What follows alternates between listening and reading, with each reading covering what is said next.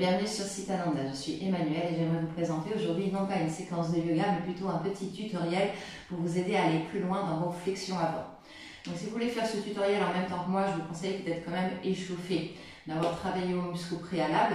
D'ailleurs, j'ai une petite vidéo que je vous mets en lien en description qui est justement faite pour la flexibilité de l'arrière des cuisses et des mollets. Donc c'est quelque chose que vous pourriez faire en amont. Et puis sinon, vous pouvez juste regarder cette vidéo tranquille et vous servir des petites indications que je vais vous donner pour améliorer vos flexions avant la prochaine fois que vous les essayerez.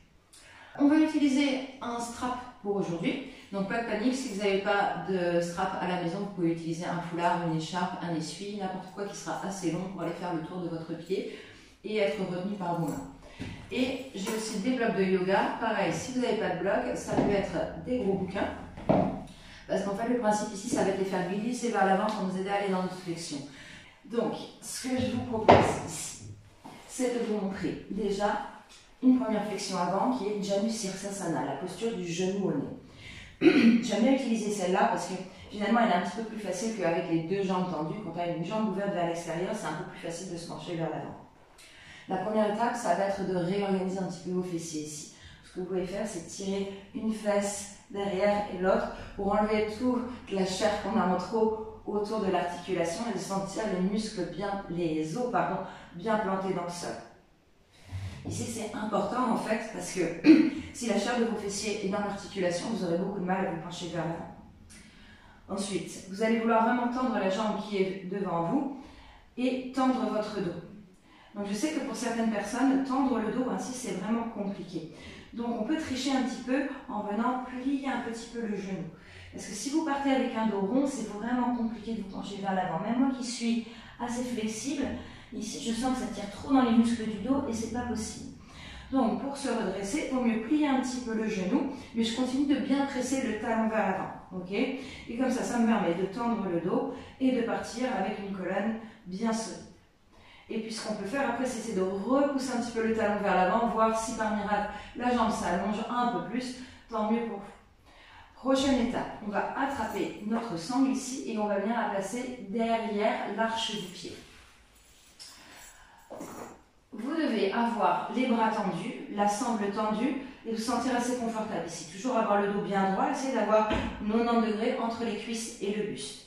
Et à partir de là, on va commencer à plier les coudes vers l'arrière pour pouvoir avancer le buste vers l'avant. Donc on est parti de 90 degrés ici et il faudrait au moins aller à 45 degrés si on voulait plonger complètement vers notre jambe. Mais si on sent qu'on ne dépasse pas cette barre des 45 degrés, alors il vaut mieux rester ici avec le dos bien droit. Et à chaque expiration, vous rentrez le ventre et vous essayez de voir si vous ne pouvez pas gagner un petit peu plus. Un petit peu plus. Un petit peu plus. Et si par miracle vous arrivez à dépasser cette barre des 45 degrés avec le dos droit, c'est là que vous allez pouvoir relâcher le nez vers le genou. Parce que comme ça va vous permettre de garder la colonne longue.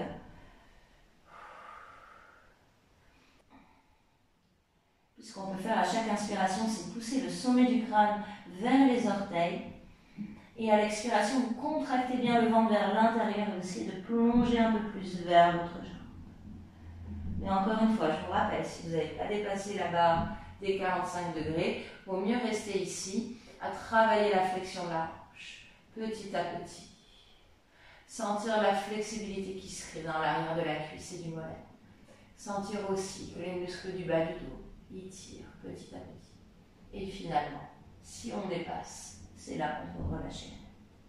Ok? Et ensuite, on se redresse. Je conseille de rester plusieurs respirations dans la posture, histoire que le muscle prenne le temps de s'étirer, de s'allonger, de gagner en flexibilité, que la fibre musculaire puisse se détendre. Ok? Une autre flexion avant que je voulais vous montrer, c'est par exemple avec les deux jambes écartées. Et là, on peut jouer avec les blocs. Donc, même règle, réorganiser les fesses, je tire la chair que j'ai en trop autour des fessiers pour avoir les os bien plantés dans le sol. Vous ouvrez les hanches au maximum et vous poussez les talons vers l'avant. Même règle, si j'arrive pas à tendre le dos ici, que je sens que je suis un petit peu comme ça, que j'ai le ventre vers l'intérieur, il vaut mieux plier un petit peu les genoux pour pouvoir se redresser. Une fois que le dos est bien droit, je repousse un peu les talons vers l'avant pour voir si je suis à mon maximum. Et c'est ici que je vais commencer ma posture. Donc là, vous pouvez placer vos blocs, vos livres et vous tendez bien le dos. Et c'est la même règle ici. Je pars à 90 degrés par rapport, j'imagine, une ligne au sol et le dos. Et je vais essayer de dépasser les 45 degrés. Donc, je vais commencer à pousser les blocs vers l'avant. Donc au départ, ça va être juste cette question de tendre les bras. Et je vais continuer à pousser, pousser, pousser, pousser vers l'avant. Toujours avec le dos bien droit. Je regarde devant moi et je continue à pousser, pousser, pousser, pousser, pousser, pousser, pousser, pousser, pousser. Et au bout d'un moment, vous allez sentir que ça bloque. Quand vous êtes arrivé à votre maximum, essayez de voir si vous avez dépassé plus ou moins les 45 degrés. Alors à ce moment-là, vous pouvez relâcher la tête entre les bras. Si vous êtes bien avant, il vaut mieux rester ici, peut-être avec les genoux un peu pliés. Peut-être que ça a l'air un petit peu moins gracieux, mais au moins, vous respectez votre corps, vous respectez vos limites. Et vous allez sentir qu'au bout d'un moment, vos jambes vont se détendre, peut-être que vous allez réussir à les tendre. Peut-être qu'après quelques respirations, vous allez sentir que les blocs vont un peu plus loin.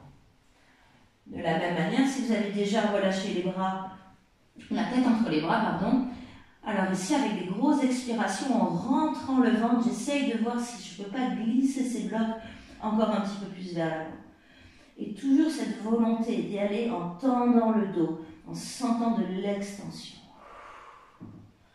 Et après plusieurs grosses expirations, généralement, on atteint une sorte de maximum ici, où on va rester encore quelques souffles.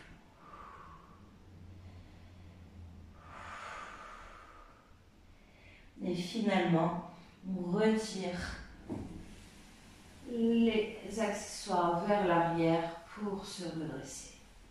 Là, et retrouver 90 degrés. Donc, j'espère que ce petit tuto vous aura aidé, que vous aurez compris un petit peu comment placer votre corps pour aller dans vos flexions avant. C'est vraiment important de gérer vos alignements au début pour pouvoir ensuite glisser un peu mieux dans la posture. Respectez aussi vos sensations. Voyez ce qui se passe dans vos jambes, ce qui se passe dans votre dos et ajustez en fonction. Et n'oubliez pas de pratiquer régulièrement pour avoir des résultats visibles. Si vous avez encore des questions, n'hésitez pas à me laisser en commentaire. Je suis ravie de vous aider à progresser. Mettez un pouce bleu sous cette vidéo si vous avez aimé ce format et que vous voulez que j'en fasse d'autres pour vous. Et puis, vous pouvez aussi vous abonner à la chaîne pour ne pas manquer les prochaines. Je vous dis à très bientôt.